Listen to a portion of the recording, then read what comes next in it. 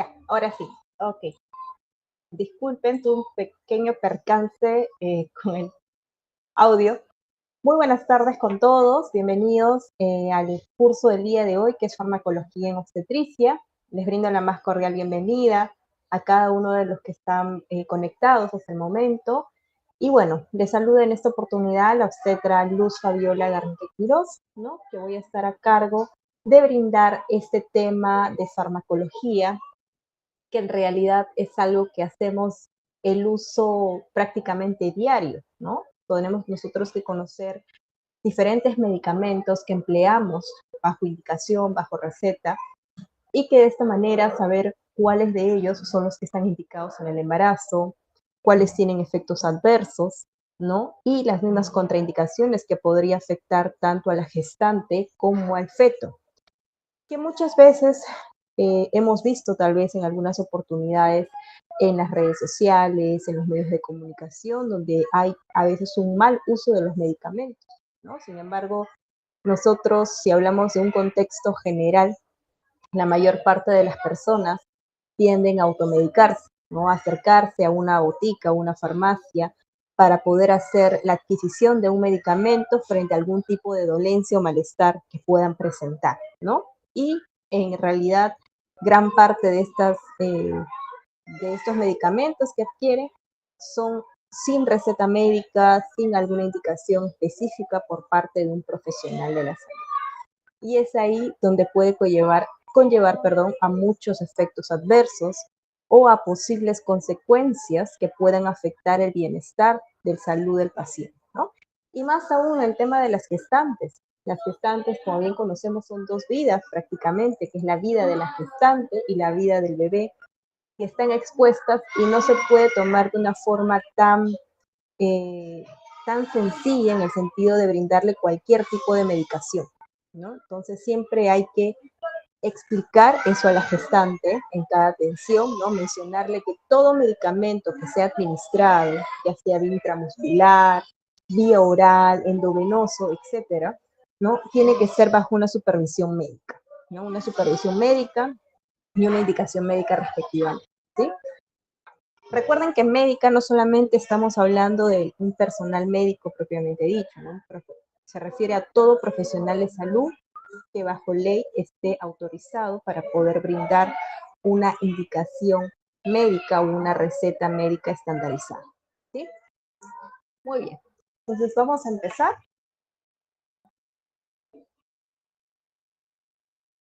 ¿Cuáles son los objetivos de este tema de farmacología? Es básicamente resumir los fármacos comúnmente utilizados, ¿no? Se utilizan en la práctica clínica, en el área de obstetricia, según las patologías más frecuentes que se dan, ¿no? Una de las patologías más frecuentes, diría yo, que en consulta externa, son las infecciones urinarias, ¿no? Las infecciones urinarias son un motivo de consulta bastante alto en toda consulta, y es más, también por emergencia, que muchas veces estas infecciones que no son bien tratadas, ¿no? Llegan a complicar, llegan hasta una complicación que el mismo paciente acude al servicio de emergencia, ¿no? Pudiendo conllevar algún tipo de riesgo como un parto prematuro, un posible cuadro de sepsis, ¿no? O algún cuadro de coriamionitis, ¿no? Que es básicamente lo que ocasiona una infección urinaria, en el sentido de que aparte de ocasionar la sepsis, también puede ocasionar el RPM, ¿no? Que es la pérdida de líquido. Hay que recordar las dosis de los medicamentos que se emplea, ¿no? Siempre eso hay que indicar al paciente, ¿no? Si es un medicamento que hay que administrarlo, ya sea vía oral, ¿no? Vía endovenoso o vía intramuscular. Entonces, todo paciente tiene que estar informado de la forma como va a ingerir o cómo va a tomar ese medicamento. Y eso hay que registrarlo y plasmarlo en la receta estandarizada, ¿ya? A la vez, también informar aquellos medicamentos que van a estar contraindicados en el paciente, ya sea en forma absoluta o relativa, según sea el caso. Iniciamos con la introducción del tema, ¿ya? La introducción del tema, durante la etapa concepcional, nosotros nos referimos básicamente a los fármacos que se utilizan para tratar ciertos trastornos que se dan en el embarazo, ¿no? En general, este beneficio que supera los riesgos conocidos puede considerarse fármacos para el tratamiento que se dan en la etapa del embarazo. A su vez, no todos los fármacos que son tomados por la mamá van a cruzar la placenta hacia el feto, ¿ya? Entonces, vamos a identificar qué fármacos son los que sí atraviesan la barrera placentaria y pueden ocasionar algún daño al feto, como aquellos fármacos que no logran cruzar ese tipo de proceso. Los fármacos que atraviesan la placenta pueden tener un efecto bastante tóxico, un efecto bastante teratogénico, y a la vez los medicamentos que no cruzan la placenta, aún podría haber esa posibilidad remota que dañen al feto, ¿no? Ya sea por una constricción de los vasos placentarios, ¿no? Perjudicando el intercambio de gases, de nutrientes, la producción de una hipertonía uterina grave, ¿no? Que produce lesiones bastante anóxicas, ¿no? O la alteración de la fisiología materna que puede ocasionar algún grado de hipotensión, ¿no? No sé si en alguna oportunidad a ustedes les ha pasado de que una gestante que han administrado algún medicamento les haya podido causar un cuadro de shock. Por ejemplo, en el caso de la oxitocina, ¿no? Que es un uterotónico, es un oxitóxico bastante conocido por nosotros y que en realidad es como uno de los medicamentos que nos apoya ante cualquier tipo de emergencia obstétrica, más que todo. Cuando se administra la oxitocina en bolo, puede ocasionar un cuadro de shock en el paciente, ¿ya? Entonces esto hay que tener pendiente cuando administremos un medicamento.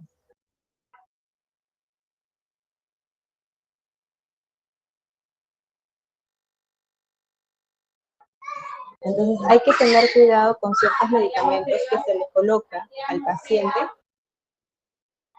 porque puede ocasionar ciertos efectos adversos.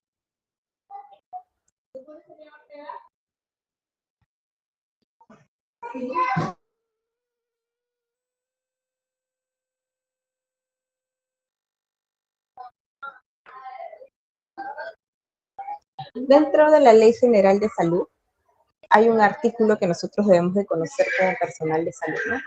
En el artículo 260, solo los médicos, ¿no? Pueden prescribir medicamentos, los cirujanos dentistas y las obstetrices, ¿no? Que pueden prescribir medicamentos dentro del área de su profesión. Y en esta ley básicamente plasma, ¿no? Este tipo de observación para todos los profesionales de la salud, que solo el personal cirujano dentista, obstetra, médicos, no son los que estamos autorizados para realizar alguna indicación o prescribir algún medicamento. Al prescribir medicamentos deben consignar obligatoriamente su denominación, ¿no? Común internacional al nombre de la marca, ¿no? Si tuviera alguna marca el medicamento, la forma farmacéutica que va a ser el medicamento, la posología, la dosis y el periodo de administración, que es importante mencionar al paciente. A la vez están obligados a informar al paciente sobre los riesgos y las contraindicaciones o las reacciones adversas que puede presentarse durante la administración de este medicamento, más que todo para que pueda el paciente tener un uso correcto y un manejo seguro al momento de tomarlo o al momento de colocarlo. ¿Ya? Es importante que nosotros tengamos que mencionar. Y justamente esto va al comentario del hecho de que hay pacientes, ¿no? En nuestro país, ¿no? Si nosotros vemos en realidad el, el marketing, vamos a ponerlo así, ¿no? O la mercadotecnia en el sentido de que hay bastantes lugares que son boticas, farmacias, ¿no? Que hay en diferentes partes de la ciudad, también al interior del país, ¿no? Muchas personas tienden a hacer el uso de este medicamento sin ninguna indicación, ¿no? Entonces, cuando una persona va a una botica, va a una farmacia a adquirir un medicamento, es prácticamente como si estuviera teniendo una consulta, ¿no? Con el personal que atiende en dicho lugar, ¿no? Ya que, ¿qué podemos pensar? ¿Qué indica el paciente, ¿no? El paciente generalmente indica, tengo dolor de cabeza, tengo mareos, ¿no? Tengo dolor de estómago, y en base a esa clínica, ¿no? A esas molestias que tiene en ese momento, ¿qué pasa? Se le brinda el medicamento, ¿no? Sin tener un antecedente, sin tener un historial clínico de ese paciente, ¿no? Un historial clínico en el sentido, no saben si ese paciente tiene alergias, no saben si ese paciente tal vez sufre de alguna enfermedad, ¿no? O tiene algún tipo de riesgo que pudiera conllevar a que el medicamento le ocasione algún tipo de consecuencia negativa. Sin ir muy lejos, en el caso de las gestantes, ¿no? Si vamos más allá en el tema de lo que es el aborto, si bien es cierto, es una complicación del primer trimestre, perdón, del embarazo, en donde qué es lo que se da en nuestro país con bastante incidencia hasta la fecha, y en realidad es algo bastante lamentable, que la mayoría de las mujeres que salen embarazadas, sobre todo se ha visto con un mayor énfasis en las adolescentes, ¿no? Que salen embarazadas en una gestación no planificada, ¿no? ¿Qué es lo que hacen, no? Ante esta desesperación que pudieran presentar de tal vez no continuar con su embarazo, tienen que adquirir ciertos medicamentos, ¿no? En cualquier parte. No solamente en el hecho de hacerlo en una farmacia, sino a veces también por sus propios medios, adquirir medicamentos de un origen inadecuado, que llegan a realizar ciertos procedimientos eh, al paciente que no es lo indicado, en realidad no es lo correcto. Entonces, eso también hay que tratar de cambiar, ¿no? Cambiar ese comportamiento en los pacientes en el sentido de que en cada consulta que realicen, en cada atención que realicen, tenemos que brindar ese tipo de información, que cualquier medicamento no puede ser administrado, cualquier medicamento no puede ser, ¿cómo les podría indicar? No lo pueden tomar a la ligera al momento de acudir, ¿no? A una farmacia o de cualquier otro origen, ¿no? Porque ¿qué pasa con los pacientes que toman esos medicamentos para abortar, que, que generalmente lo ingieren, ¿no? O se lo colocan, ¿no? Dependiendo de la indicación que les brinden, y posteriormente llegan terminando a una emergencia, llegan terminando de estar en un hospital, ¿no? En un centro en donde su vida corre peligro.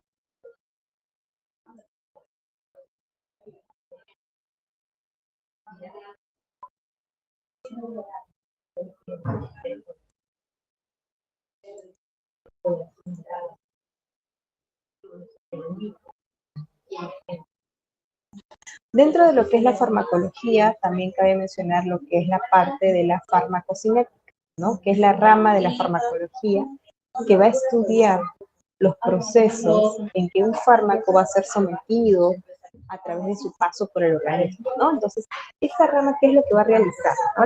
La farmacocinética, que se conoce con este nombre. Todo el procedimiento, todo el proceso que realiza el fármaco, ¿no? Desde el momento que es ingerido, todo el proceso de absorción, digestión que tiene en el organismo, se va a encargar de estudiarlo lo que es la farmacocinética. A la vez, es la farmacocinética, que es una rama de la farmacología, como estamos mencionando, una vez que sea administrado, ¿no? En el organismo de una persona, va a ser estudiado en forma de toda la evolución que se da hasta su total eliminación del cuerpo.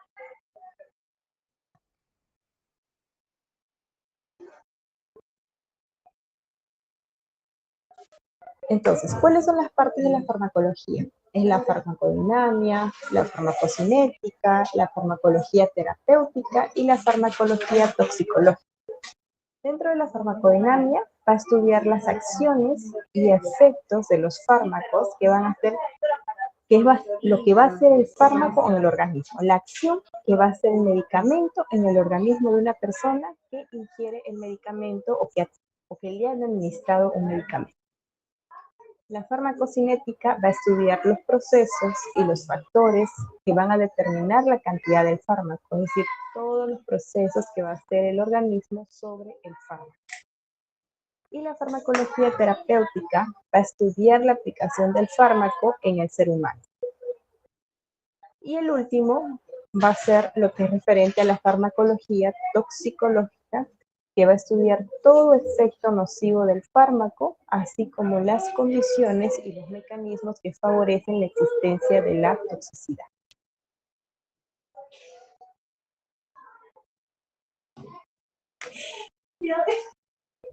Dentro de lo que es el proceso de absorción del fármaco, ¿no? Va a ser, este proceso de absorción va a ser realizado de forma rápida, ¿no?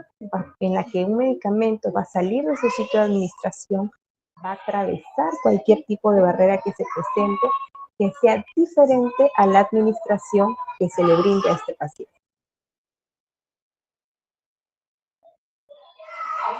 La absorción gastrointestinal, que es parte donde se distribuye el medicamento, ¿no? Y donde es absorbido también, va a demorar en el vaciamiento gástrico, ¿no? Que va a ser cerca al parto, en donde generalmente este va a aumentar por la anestesia general, ¿no? ¿Qué quiere decir? Cuando todo paciente es sometido a un proceso de anestesia general, ¿no?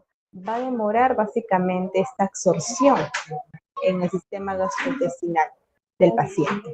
Entonces, más tiempo del fármaco en contacto con superficie intestinal, va a haber mayor absorción si no sufre un efecto marcado en el primer paso, es decir, en una primera instancia.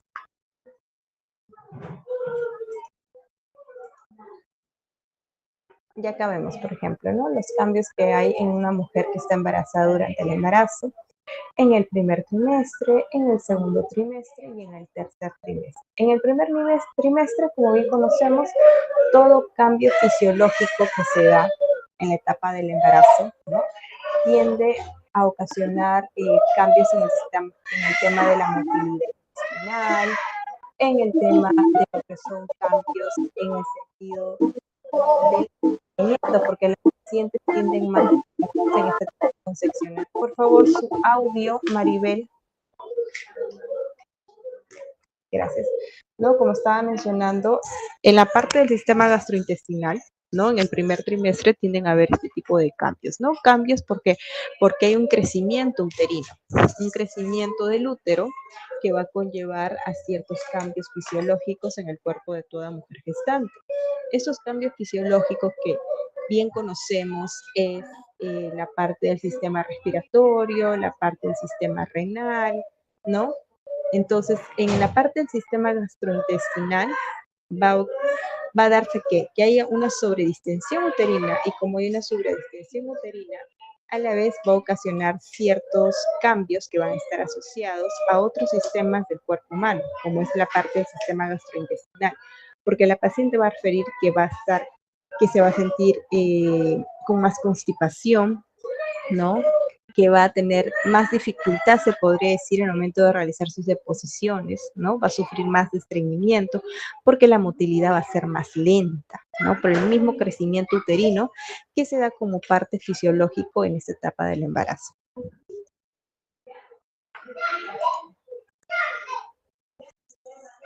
Dentro de la absorción gastrointestinal también cabe mencionar que el 40% se va a disminuir en el primer trimestre y en el segundo trimestre de gestación.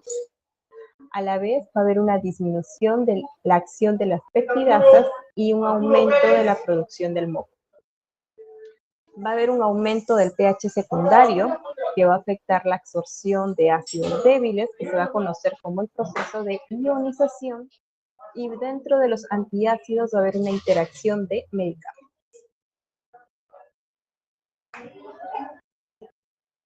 Dentro de la absorción pulmonar va a haber una ventilación de la parte de los pulmones, ¿no? Una hiperventilación que se va a incrementar en la semana 7 y en la semana 8 sin ocasionar algún tipo de alteración de la frecuencia respiratoria.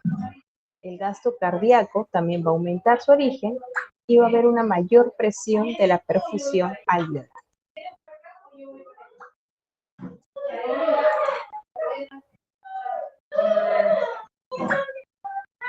Hay una hiperventilación asociada que va a ser al aumento del 40% del volumen respiratorio y una disminución del 20% del volumen residual. La hiperventilación va a ocasionar una velocidad mayor al transporte de la membrana alveolar que en las mujeres que están embarazadas.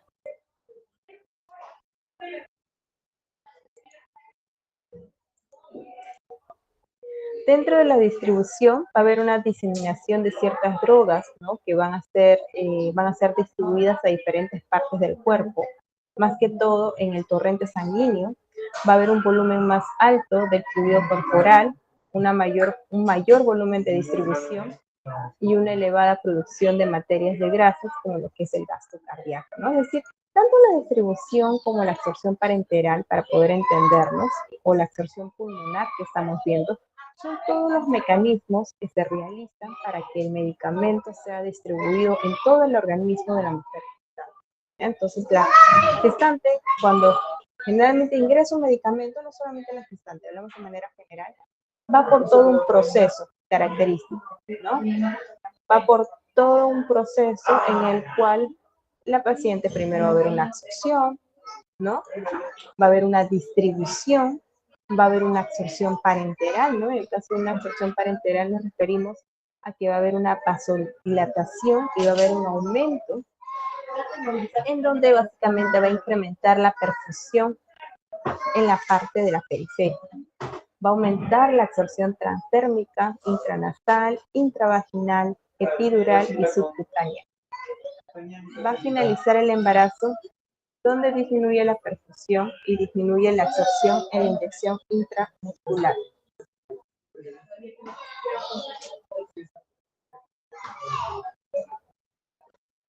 Dentro de la reducción de la distribución de sangre, va a haber una reducción de la resistencia vascular periférica en un embarazo temprano de 6 semanas, donde va a activar la que es la compensación en un aumento del 14% del volumen plasmático a las 12 semanas, que es el 50% de ellos que se va a dar en el tercer trimestre de gestación.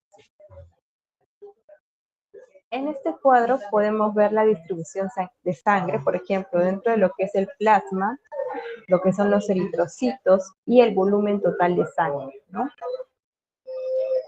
En una paciente que está gestando, el total de sangre es de 4.000, ¿no? En la semana 20 es de 4.600, en la semana 30 es de 5.250 y en la semana 40 es de 5.250 también. Aquí vemos en relación a lo que es la distribución de fluidos, ¿no? Que se da en una mujer en etapa concepcional, en lo que es el feto, la placenta, el líquido amniótico, el útero, la sangre, lo que es el sistema extravascular, ¿no? El total incrementado de fluidos en el embarazo sin edema, ¿no? O si en caso hubiera presencia de un edema generalizado, ¿cuánto es la cantidad de fluidos? ¿No? Por ejemplo, acá está en la semana 20, en la semana 30 y en la semana 40. En lo que es referente a la placenta, hay una cantidad de fluidos incrementada de un 153.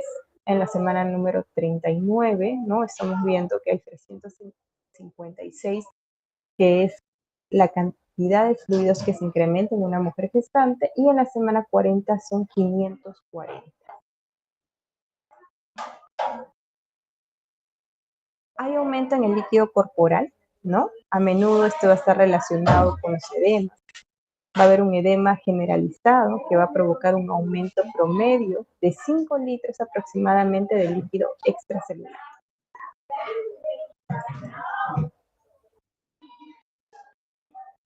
En la circulación referente a lo que es el gasto cardíaco, principalmente va a estar distribuido en el útero, en los riñones, también en lo que es la parte del pulmón, las glándulas mamarias y la región esplénica y la piel. En la etapa final del embarazo, la circulación en el útero va a ser de 500 a 600 milímetros por minuto y va a haber una perfusión placentaria de un 80%. Recuerden que estamos viendo toda la parte de la farmacología general. El día de mañana, generalmente lo que está programado en el temario es ya realizarlo más que todo con enfoque hacia la parte obstétrica, ¿no? De ciertos medicamentos que utilizamos con mayor frecuencia en la parte de obstetricia y saber cuáles son los efectos adversos, las indicaciones o contraindicaciones de cada uno de ellos.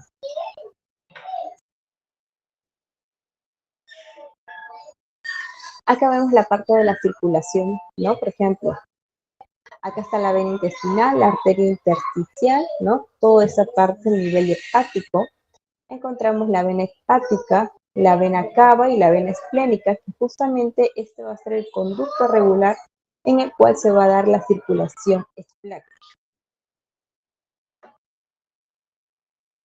La eficacia farmacológica y la toxicidad van a estar vinculadas con los compuestos tanto de la madre como del feto. Estas fracciones libres en sangre van a atravesar la barrera placentaria y van a lograr llegar al feto.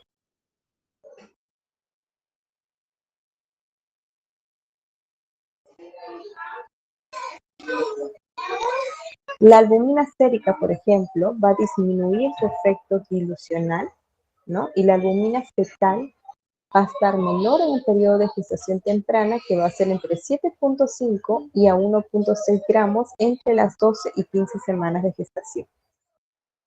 Va a aumentar hasta llegar a la misma de la madre, que van a ser hasta las 30 semanas.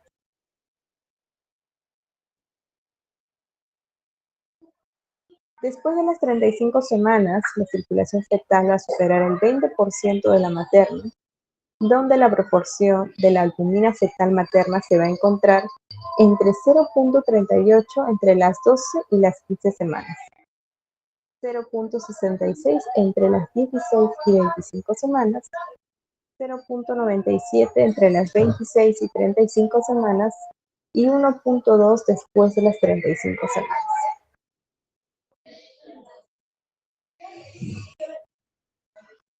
Acá este esquema básicamente está enfocado en lo que es la parte de la circulación uteroplacentaria, ¿no? Que generalmente es el proceso cómo se da la vía de excreción del medicamento y la vía de absorción del medicamento. Acá está la parte de la distribución de la placenta, ¿no? Como vemos acá la membrana coriónica, este es lo que es el cordón umbilical, la decidua parietal,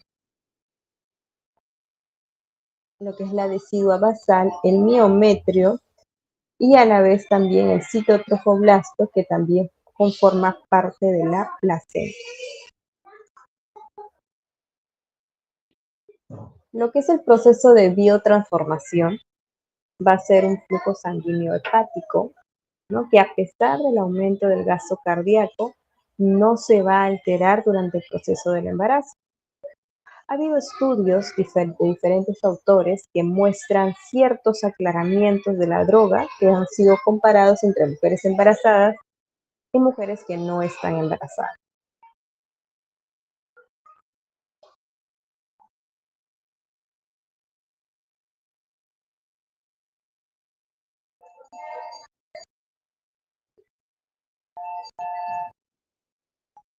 Este proceso de biotransformación podría disminuir lo que son las hormonas plasmáticas, ¿no? De las drogas y consecuentemente los efectos en el organismo. El estado funcional que se va a dar del sistema enzimático va a verse comprometido por la presencia de una enfermedad hepática. Para la excreción renal del medicamento va a haber una filtración glomerular que va a aumentar el 80% al inicio de la gestación debido a un aumento del flujo sanguíneo renal, a una disminución de la resistencia vascular periférica y a un mayor gasto cardíaco. Esta tasa de filtración glomerular va a disminuir durante las últimas 3 semanas del embarazo.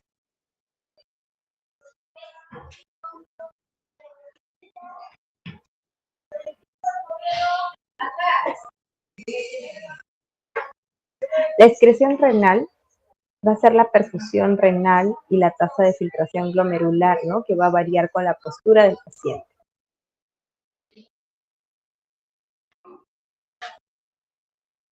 Esta excreción renal va a aumentar durante el tercer trimestre, ¿no? A menudo se va a necesitar un aumento concomitante de la dosis materna respectiva. ¿Cuál es la prescripción de fármacos que hay que tener en el embarazo? Hay que prescribir únicamente esta medicación.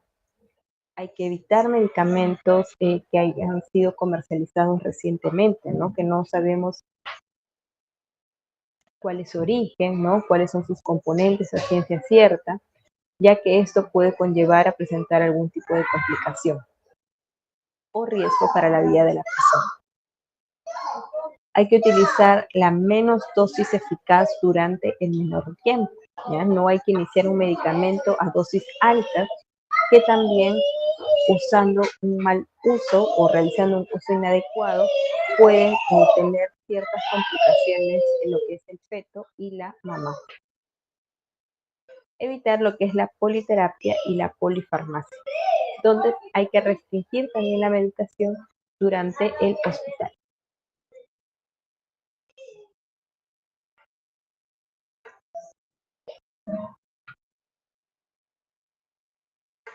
Hay que atender básicamente cualquier observación que pueda darse en el tema placentario, ya que si atraviesa la barrera placentaria puede ser un alto riesgo para el feto.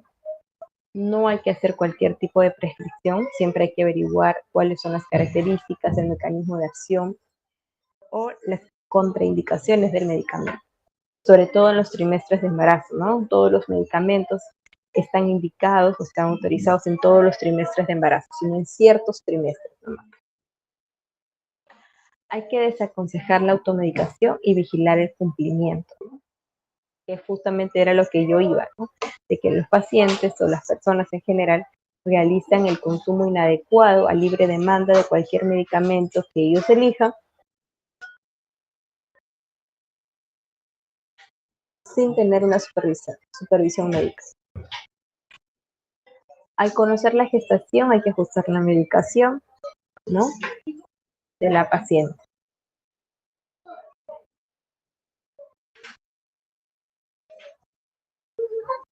La teratogénesis es la alteración morfológica, bioquímico-funcional inducida durante el embarazo que va a ser detectada durante la gestación, en el nacimiento o con posterioridad. Según la clasificación de la FDA, ¿no? Se va a administrar simplemente este beneficio, ¿no? Que va a justificar el riesgo que va a ser potencialmente para el feto. Y estudios que así han demostrado que han sido controlados en la gestante, no va a existir un riesgo para el feto en el primer trimestre y no va a existir un riesgo para el feto en el primer trimestre y para los trimestres que conllevan en el embarazo. A ver, disculpen, parece que se salió la diapositiva un poquito. Denme un momento, por favor.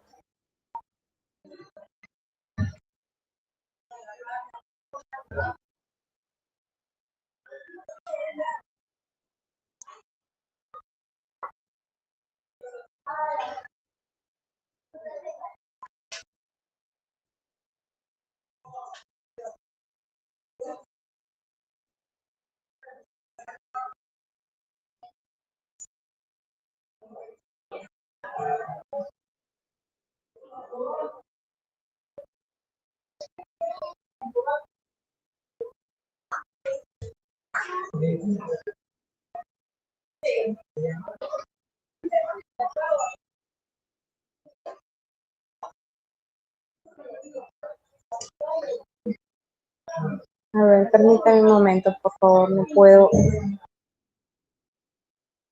avanzar.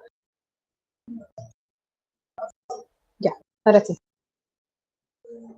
Como les estaba mencionando, el tema de la prescripción de fármacos en el embarazo, ¿no? A ver, se va a atender las observaciones de la placenta, no va a haber prescripción, ¿no? De complacencia en el sentido de que se puede indicar cualquier medicamento a libre demanda, ¿no? Y a la vez, en este caso, bajo la indicación del paciente, ¿ya? Es aquí un ratito mi cámara porque no tengo buena señal de internet.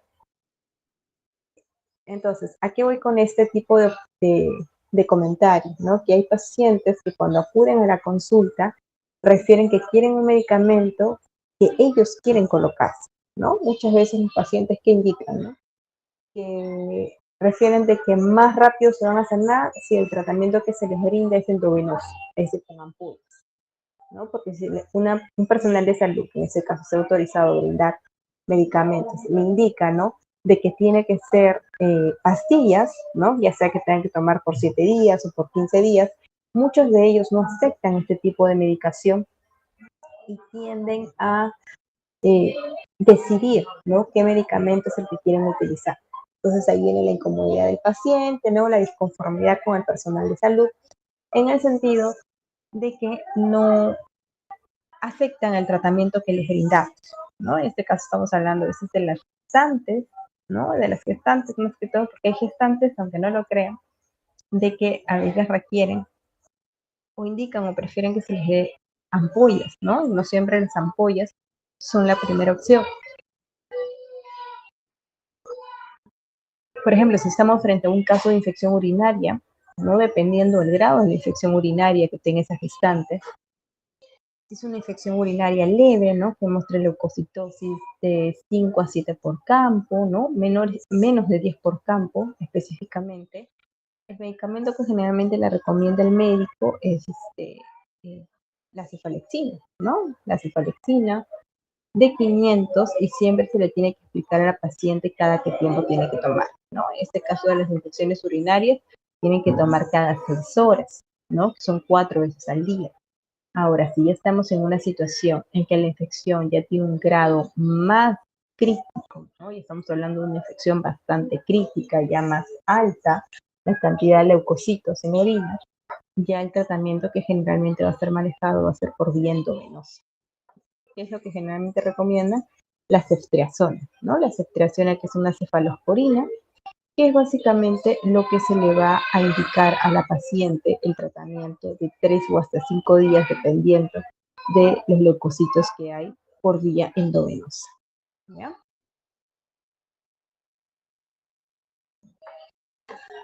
En relación a la teratogénesis, esta alteración morfológica, bioquímica o funcional que va a ser inducida durante el embarazo va a ser detectada durante la gestación, en el nacimiento o con posterioridad. Todo paciente, hay muchos pacientes que acuden a consulta y refieren de que han tomado algún medicamento antes de salir embarazadas, ¿no? A veces hay pacientes que ni siquiera supuestamente saben que han estado gestando y han estado tomando cualquier tipo de medicamentos para los malestares, ¿no? que podían presentar, las dolencias que tenían, y no saben exactamente si estos medicamentos han ocasionado algún daño, tanto al desarrollo del feto, ¿no? Recordemos que en el desarrollo del feto, primero se desarrolla que es un embrión hasta las 6 semanas, y posteriormente ya llegamos a lo que es un desarrollo fetal, donde se da básicamente la mayor parte de las anomalías congénitas, ¿no? Los procesos de teratogénesis, más que todo por el tema de los medicamentos es en el periodo fetal, ¿no? Que es ahí donde muchas veces llega a influir ese tipo de alteraciones que se puede dar en el desarrollo del feto. Y eso tenemos que estar pendientes. Dentro de la clasificación de la FDA tenemos la categoría A, ¿no?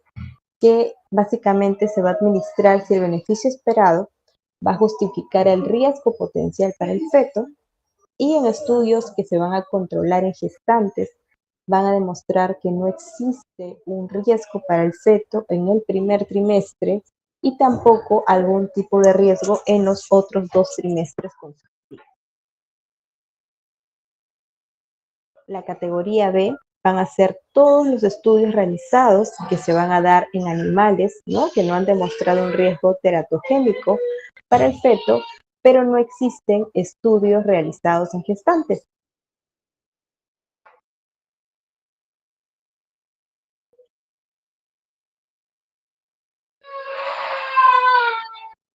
Y dentro de lo que es la categoría C, que también está dentro de esta clasificación, son todos los estudios que son revelados en experimentación, ¿no? que han revelado efectos adversos en el feto de animales, pero no hay estudios controlados en gestantes, ¿no? Y justamente, por ejemplo, cuando salió el tema de la inmunización, ¿no? Más o menos relacionándolo con el tema de los animales, que primero experimentaron, ¿no? Hicieron un tema para la vacuna, para ver si era efectiva, ¿no? Cuando salió ese tema de la pandemia, ¿no? Que seleccionaron a cierto grupo de personas para que sean sometidas a la colocación de esta vacuna y ver qué efectos adversos presentaban. Entonces, de una manera muy similar es el tema de los medicamentos, ¿no? Que los medicamentos que son brindados a los pacientes, ¿no? Antes de ser ingeridos en el ser humano, han tenido que tener una evaluación previa por laboratorio, ¿no? Ya sea en experimento con los animales también, animales de estudio, para poder saber si son válidos y no afecten el estado de bienestar del paciente. ¿Qué fármacos pueden producir teratogenicidad? ¿No? Acá tenemos, por ejemplo, tenemos los agentes aquilantes, ¿no? Como el busulfano, el clorambucilo, la ciclofosfamida, están los alucinógenos, ¿no? Que también están dentro de esta clasificación, los anticoagulantes como la warfarina, la carbamazepina, el clordiazepoxido, ¿no? Los estrógenos, el etanol, los progestágenos, ¿no? La talidomina, el valproato, ¿no? Que muchas veces lo utilizan para el tema de las convulsiones, ¿no? Lo que es los progestágenos, la penicilamina, el mercurio, la